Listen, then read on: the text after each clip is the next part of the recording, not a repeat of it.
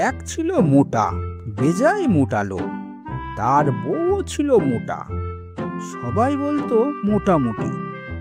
ধনীর ছেলে কিনা, তাই আলসেমির মধ্যে দিন কাটিয়েছে সারা জীবন। ফলে মেদ বৃদ্ধি পেয়েছে দিনের পর দিন।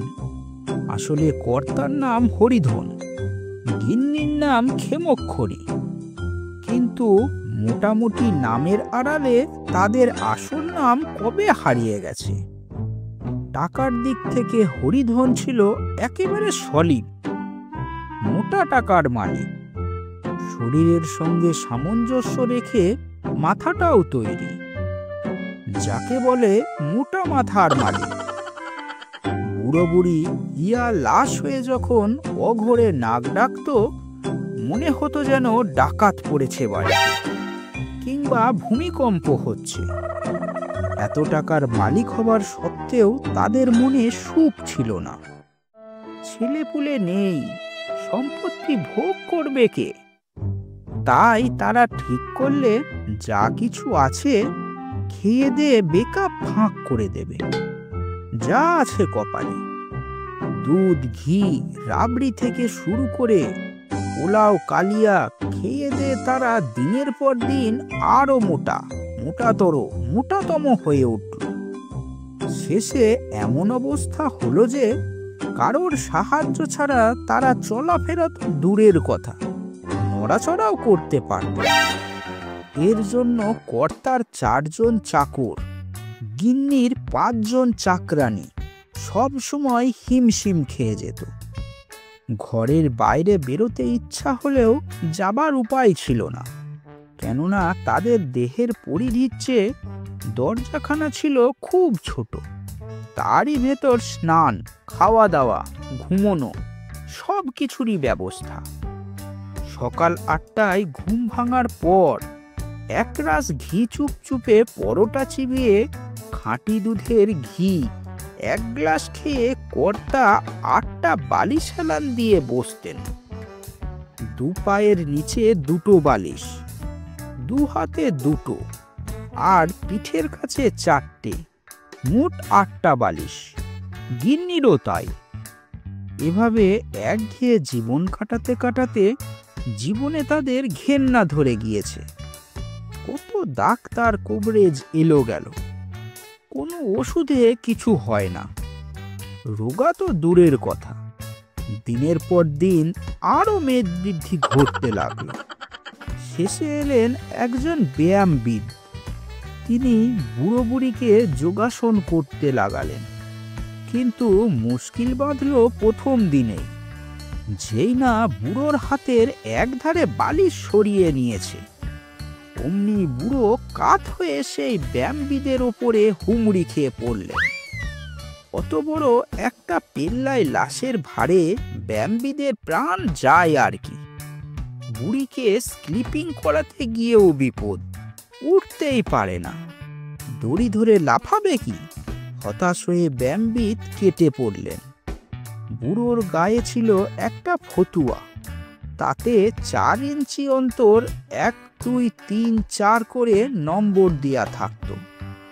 গরমের দিনে গা চুলকালে বুড়ো ইঙ্গিত করত, আর সেই নাম্বার চুলকে দিত চাকরেরা। এছাড়া উপায় ছিল না। একদিন বিকেলে বুড়ো বললে বুড়িকে, কিসের যেন পচা গন্ধ পাচ্ছি।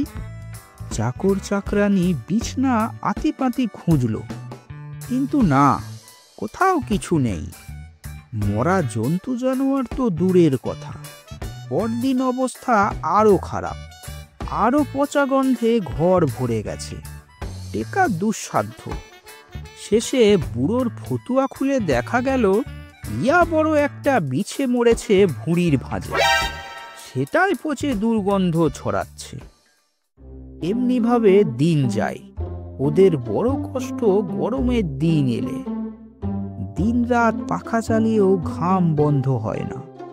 শেষে ওরা ভেবেচিন্তে ঠিক করলে কোনো উঁচু পাহাড়ে জায়গায় চলে যাবে।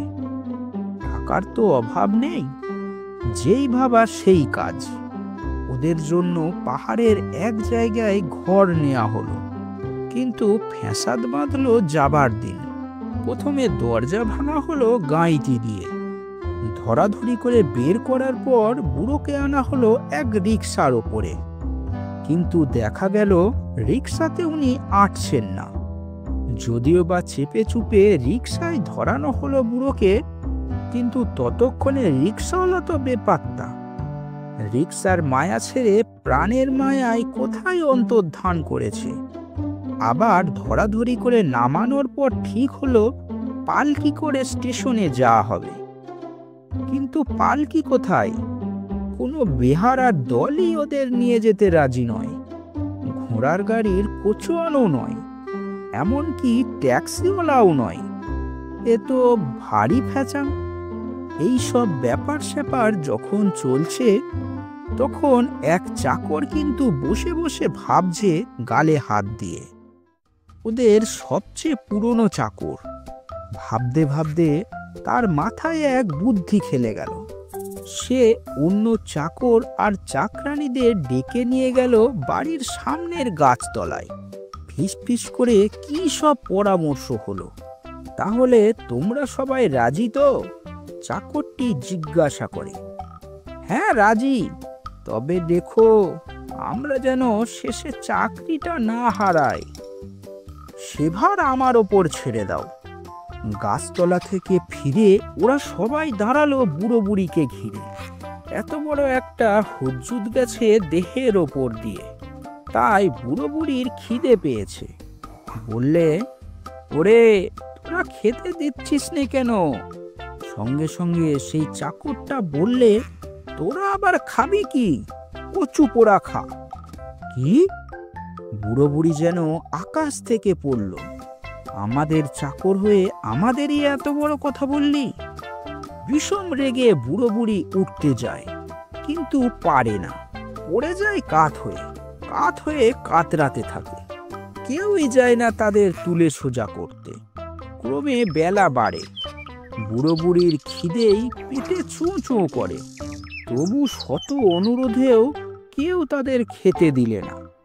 অধিক কি, বুড়ো বুড়িকে দেখিয়ে দেখিয়ে তাদের দুজনের খাবার ওরা আয়েস করে সবাই খেয়ে চলল।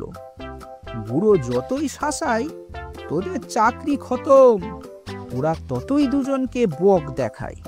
বলে, উঠতেই পারো না, তার আবার খতম, কচু করবে আমাদের। এইভাবে দুদিন কেটে গেল। খিদের চোটে ওরা জাগে, খিদে নিয়েই ওরা ঘুমায়। ইতিমধ্যে চাকর চাকরানীরা একটা ছড়া তৈরি করেছে। মাঝে মাঝে শোনাচ্ছে বুড়ো বুড়িকে, ওরে মোটা ওরে মুটি, কবে হবি কলাই শুটি, চাল কুমড়োর খোলস ছেড়ে আয়না তেরে। অসহ্য। বুড়ো বুড়ি গড়াতে গড়াতে ওদের তেরে যায়। ওরাই দূরে সরে যায় একটু একটু করে। দিন চারেক পরের ঘটনা। চাকর চাকরানীরা তখন একটু দূরে মজা করে খাচ্ছে। বুড়ো চি চি করে উঠল, ওরে আমাদের কিছু খেতে দে। সঙ্গে সঙ্গে জবাব এলো, কচু পোড়া খাও। গিন্নি। দুর্দান্ত রেগে ও দুঃখে বুড়ো এবার চেঁয়া চেঁয়া করে উঠল, আর যে সহ্য হয় না। এরা আমাদেরই খেয়ে পড়ে মানুষ, আর আমাদেরই কিনা অপমান করছে। এর চেয়ে মৃত্যু ভালো। না গো, মরার আগে শেষ চেষ্টা করে দেখি। ওই ভাঙা চৌকাঠখানা হাত বাড়িয়ে দাও দেখি। বুড়ো বহু কষ্টে ভাঙা চৌকাঠের এক খণ্ড এগিয়ে দেয় বুড়িকে। আর তুমি নাও এই বালিশটা, বেটাদের মোক্ষম শিক্ষা দিতে হবে। বুড়ি বললে বুড়োকে। বুড়ো বুড়িকে ওই চৌকাঠ ভাঙা আর বালিশ হাতে উঠতে দেখে তারা আরো জোরে জোরে ছড়া কাটতে থাকে। চাল কুমড়োর খোলস ছেড়ে আয়না তেরে। তবে রে, রেগে বুড়ো বুড়ি যেন বাহ্য জ্ঞান হারিয়ে ফেললে। ধাওয়া করতে গেল চাকর চাকরানীদের। সঙ্গে সঙ্গে ওরা সরে গেল দল বেঁধে। কিছুক্ষণ পরে হঠাৎ বুড়ো বুড়ির হুঁশ হয়। তারা অবাক নিজেদের সেই ফাঁকা মাঠে দেখে। এ কি, আমরা তাহলে চলতে ফিরতে পারছি। গিন্নি বললে, তাই তো, এতক্ষণে ছুটে ফেললাম কি করে? এমন সময় দূরের ঝোপ থেকে বেরিয়ে এলো সেই পুরনো চাকর। তাকে দেখেই বুড়ো বুড়ি গাল পাড়তে শুরু করলো। তারা থামলে দূর থেকে চাকরটা বললে, মা, আপনারা রাগ করবেন না। আপনাদের অবস্থা দেখে আমরা খুব দুঃখ পেতাম। সবাই তাই যুক্তি করে এই সব করেছি। দেখলেন তো, এখন আপনারা আমাদের মতোই চলতে ফিরতে পারছেন। হ্যাঁ, তাই তো, বুড়ি হেসে ফেললেন। বুড়ো বললে, বেটা পাক্কা বদমাস, ঘটে ওর বুদ্ধি ঠাসা। যাক, তোদের সবাইকে বকশিস দেব আজ।